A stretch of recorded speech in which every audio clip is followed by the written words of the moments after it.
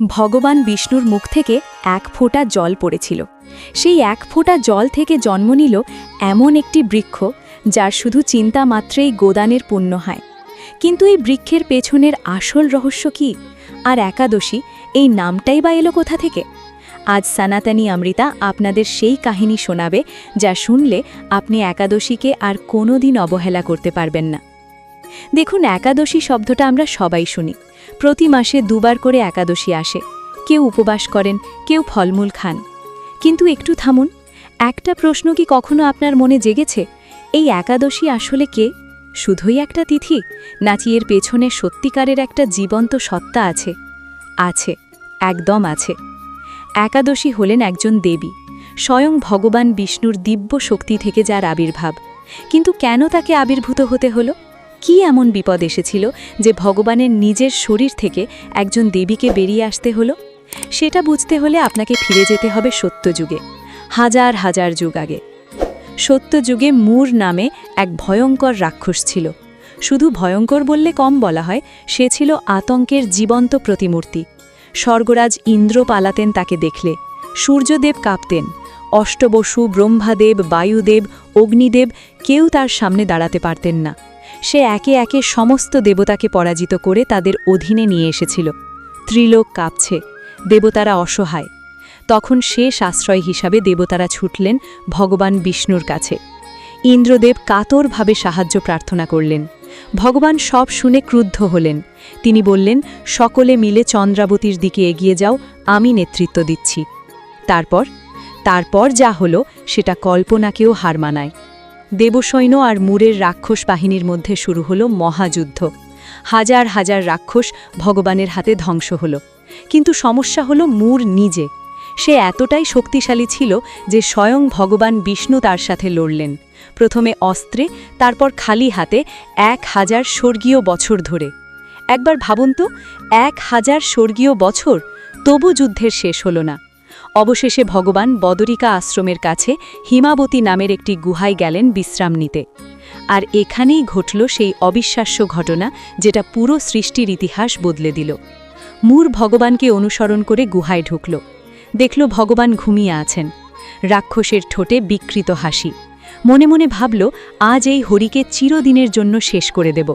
কিন্তু ঠিক যেই সে এগিয়ে গেল, ঠিক সেই মুহূর্তে ভগবান বিষ্ণুর দেহ থেকে অলৌকিক আলয় ঘেরা এক তেজস্বিনী যুবতী আবির্ভূত হলেন।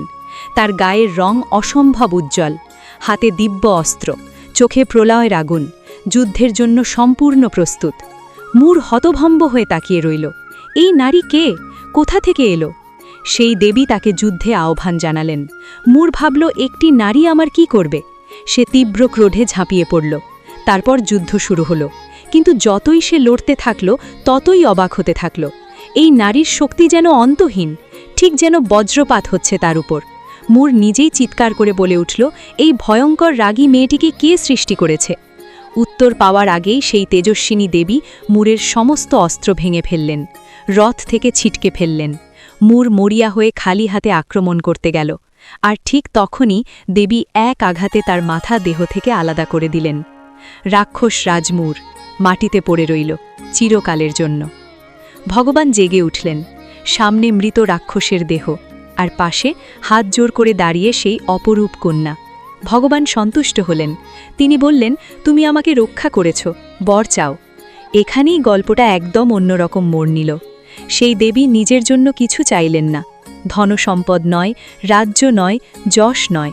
তিনি বললেন, প্রভু, আমাকে এমন শক্তি দিন যাতে আমার দিনে যে উপবাস করবে তার সবচেয়ে বড় পাপও ধুয়ে মুছে যায়।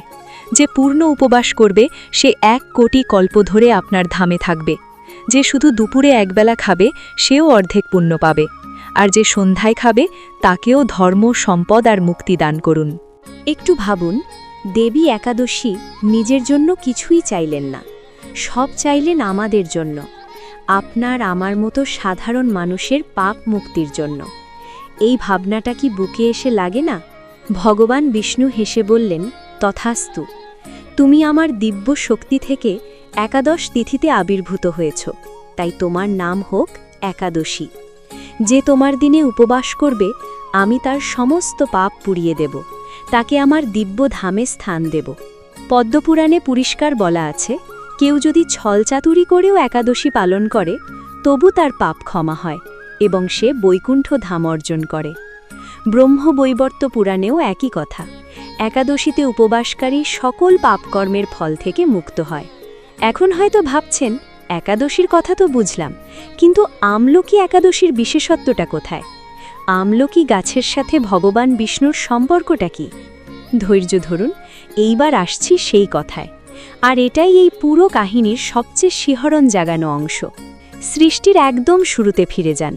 ব্রহ্মার রাত্রি এসেছে, মহাপ্রলয়, স্থাবর জঙ্গম, দেব দানব রাক্ষস সবকিছু বিনাশ হয়ে গেছে। সমগ্র ব্রহ্মাণ্ড অন্ধকারে নিমজ্জিত। ভগবান বিষ্ণু তখন কারণ সমুদ্রে শায়িত আছেন। আর ঠিক সেই মুহূর্তে তার মুখপদ্ম থেকে চন্দ্রবর্ণের একটিমাত্র জলবিন্দু পড়ল ভূমিতে। শুধু এক বিন্দু জল, একটি মাত্র ফোঁটা। আর সেই একটি ফোঁটা থেকে জন্ম নিল একটি বিশাল আমলকি বৃক্ষ।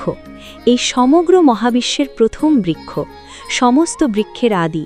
এই ব্রহ্মাণ্ডের প্রথম ফল হল আমলকি, প্রথম ফুল হল পদ্ম। এটাই সৃষ্টির ক্রম। এবার বুঝুন এই বৃক্ষ কতটা অসাধারণ। ভগবানের মুখ থেকে যে গাছের জন্ম, সেই গাছে ব্রহ্মা, বিষ্ণু আর মহেশ্বর তিনজনেই সর্বদা অবস্থান করেন। প্রতিটি শাখায়, প্রতিটি প্রশাখায়, প্রতিটি পাতায় বাস করেন ঋষি, দেবতা, প্রজাপতিগণ। শাস্ত্রে এই আমলকি বৃক্ষকে বলা হয়েছে পরম বৈষ্ণব। একটি গাছকে পরম বৈষ্ণব বলা হচ্ছে, ভাবতে পারেন? আর মাহাত্ম্য, শুধু আমলকি গাছের কথা মনে করলে চিন্তা মাত্রে গোদানের পুণ্য, চোখে দেখলে দ্বিগুণ পুণ্য, আমলকি ফল গ্রহণ করলে 3 গুণ পুণ্য। স্কন্দপুরাণে বলা আছে, আমলকি একাদশীর দিন আমলকি বৃক্ষের তলায় বসে ভগবান হরির নাম জপ করলে প্রতিক্ষণে মহাযজ্ঞের ফল। আর সেই রাতে আমলকি বৃক্ষের নিচে রাত্রি জাগরণ করলে সহস্র গোজানের পুণ্য। তুলসী যেমন ভগবানের সবচেয়ে প্রিয় পত্র, ফলের মধ্যে আমলকি তেমনই প্রিয়। ভগবানের চরণে আমলকি নিবেদন করে সেই প্রসাদ তুলসীপত্র সহকারে গ্রহণ করলে সেবকের কোটি কোটি তীর্থ দর্শনের ফল লাভ হয়। এবার আসি সেই কাহিনীতে, যেটা স্বয়ং শ্রীকৃষ্ণ যুধিষ্ঠিরকে বলেছিলেন। আর এই কাহিনীতে এমন একটি চরিত্র আছে যার জীবন শুনলে আপনি বিশ্বাসই করতে পারবেন না ভগবানের কৃপা কতটা গভীর। যুধিষ্ঠির জিজ্ঞেস করেছিলেন, হে কৃষ্ণ, ফাল্গুন মাসের শুক্লপক্ষের একাদশীর নাম কি, তার মাহাত্ম্য কি?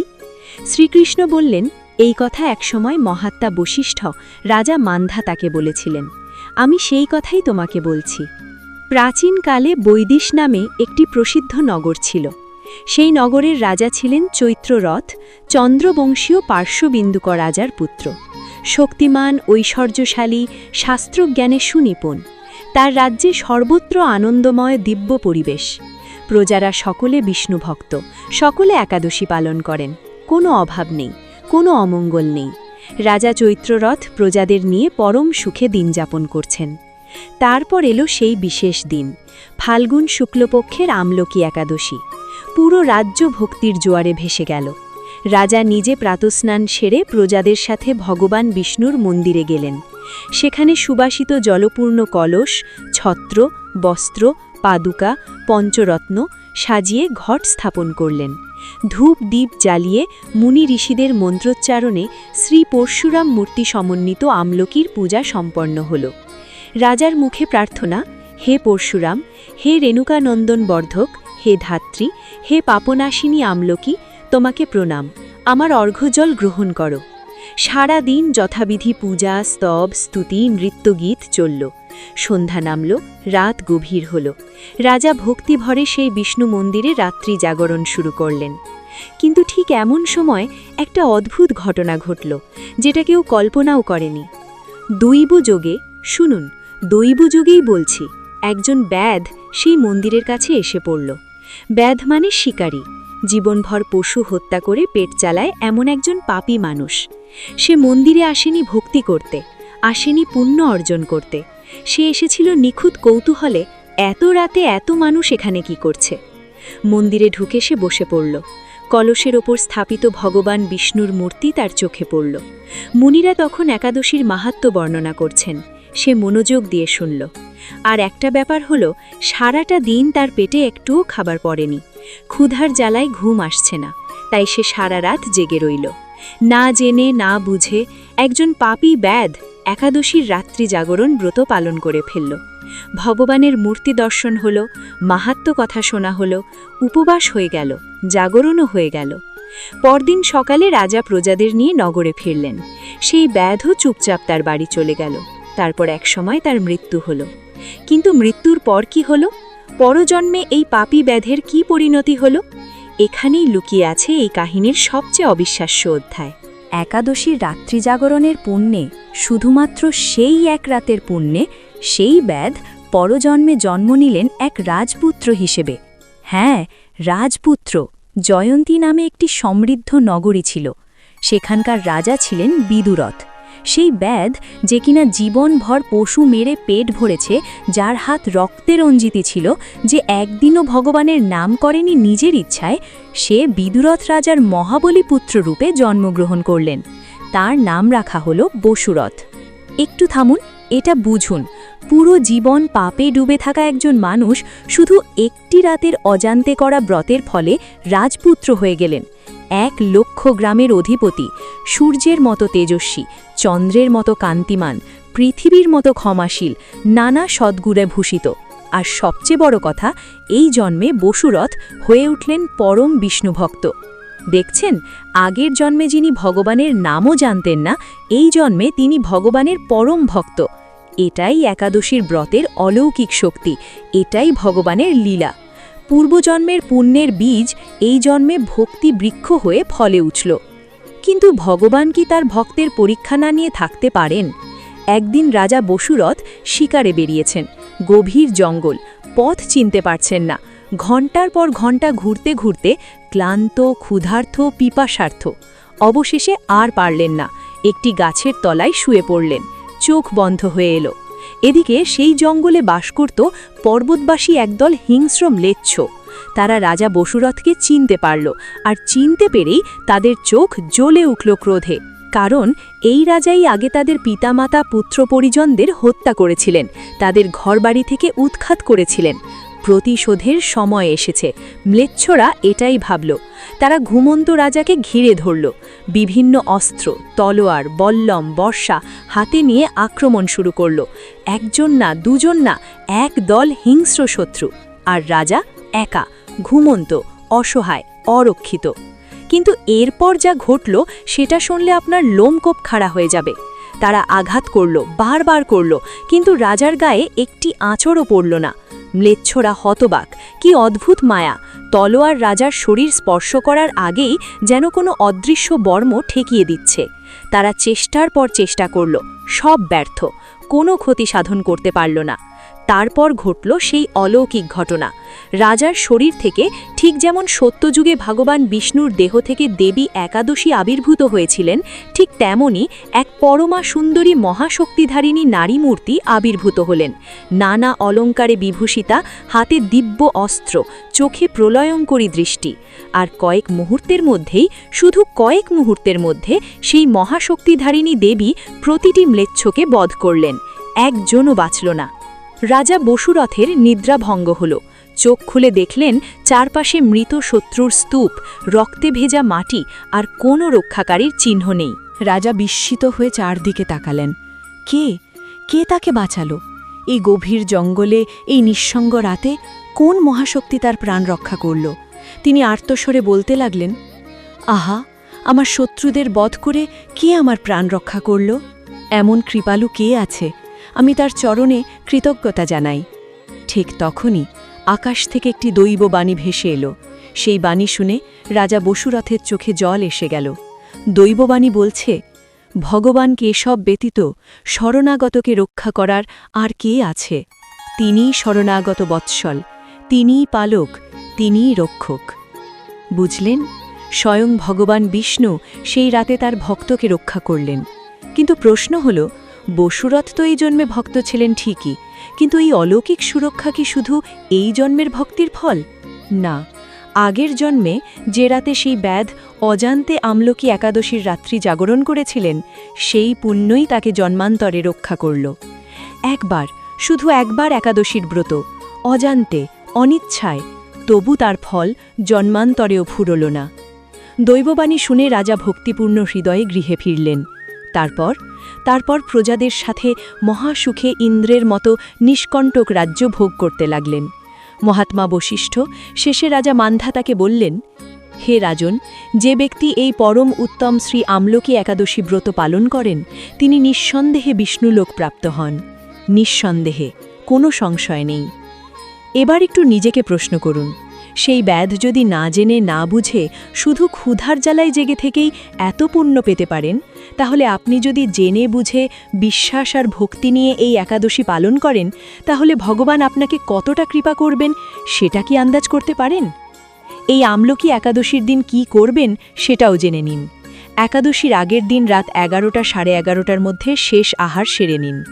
একাদশীর দিন পঞ্চরবি শস্য, চাল, গম, ডাল, যব, ভুট্টা সম্পূর্ণ বর্জনীয়। যাদের পক্ষে নির্জলা উপবাস সম্ভব সেটাই সর্বোত্তম। না পারলে ফলমূল দিয়ে একাদশীর অনুকল্প প্রসাদ গ্রহণ করতে পারেন। দুধ, আলু সেদ্ধ, সাবুদানা, বাদাম এগুলো গ্রহণযোগ্য, তবে রান্নায় বিশুদ্ধ ঘি বা সূর্যমুখী তেল ব্যবহার করতে হবে। কিনোয়া, কাউন, বাকহুইট, সেমাই, চিয়া সিড, ওটস এসব একাদশীতে বর্জনীয়। বিশেষভাবে আমলকি একাদশীর দিন আমলকি ফল ভগবানের চরণে নিবেদন করে প্রসাদ হিসেবে গ্রহণ করুন। আমলকি ফল দিয়ে মালা গেঁথে ভগবানকে অর্পণ করতে পারেন। ভোগে আমলকি দিন তুলসীপত্র সহকারে নিবেদন করুন। লবণ, চা, কফি, নেশাজাতীয় দ্রব্য সম্পূর্ণ বর্জন করুন। ক্ষৌরকর্ম করবেন না, প্রসাধনী ব্যবহার করবেন না, নিন্দা চর্চা থেকে দূরে থাকুন। এদিন বেশি বেশি হরিনাম জপ করুন, শাস্ত্র পাঠ করুন, তুলসীতে জল দিন, তুলসী পরিক্রমা করুন। একাদশীর পরদিন সূর্যোদয়ের পর নির্দিষ্ট সময়ের মধ্যে পালন করতে হবে। প্রথমে ভগবানকে পঞ্চরবিশস্য তুলসীপত্র সহ ভোগ নিবেদন করুন। তারপর পারণের মন্ত্র 3 বার উচ্চারণ করুন। অজ্ঞান তিমিরান্ধস্য ব্রতে নানেন কেশব প্রসীদ সুমুখো নাথ জ্ঞান দৃষ্টিপ্রদো ভব। তারপর সেই ভোগ কৃষ্ণপ্রসাদ রূপে গ্রহণ করলে ব্রত সম্পূর্ণ হয়। পারণ না করলে ব্রত অসম্পূর্ণ থেকে যায়, এটা অবশ্যই মনে রাখবেন। আজকের কথাটা শেষ করার আগে একটা কথা বলি, এটা আমার নিজের বুকের কথা, সনাতনী অমৃতার এই পরিবারের কথা। আমরা কত কিছু নিয়ে ব্যস্ত থাকি সারাদিন, চাকরি, ব্যবসা, সংসার, মোবাইল। অভিযোগ করি সময় নেই, শরীরে কুলোয় না, কষ্ট হয়। কিন্তু সেই ব্যাধের কথা একবার ভাবুন, সে তো ভক্তি করতেই আসেনি, কিন্তু ভগবান তাকেও ফেরালেন না। একটুখানি সুযোগ পেয়েই তাকে তুলে নিলেন। ভগবান শ্রী বিষ্ণু কাউকে ফেরান না। আপনিও একটু এগিয়ে আসুন, শুধু একটা পা বাড়ান তার দিকে, তিনি 10 পা এগিয়ে আসবেন আপনার দিকে। আর একটা কথা সব সময় মনে রাখবেন, ভগবানের মুখ থেকে যে জলবিন্দু পড়ে আমলকি বৃক্ষের জন্ম হয়েছিল, সেই এক ফোঁটা জলে তিনি পুরো সৃষ্টির প্রথম আশীর্বাদ লুকিয়ে রেখেছিলেন। তেমনি আপনার একটি মাত্র একাদশী ব্রতেও তিনি আপনার 7 জন্মের পাপ ধুয়ে দেওয়ার কৃপা লুকিয়ে রেখেছেন। শুধু বিশ্বাস রাখুন আর পালন করুন। জয় শ্রী আমলকি একাদশী, জয় শ্রী বিষ্ণু, জয় সনাতনী অমৃতা।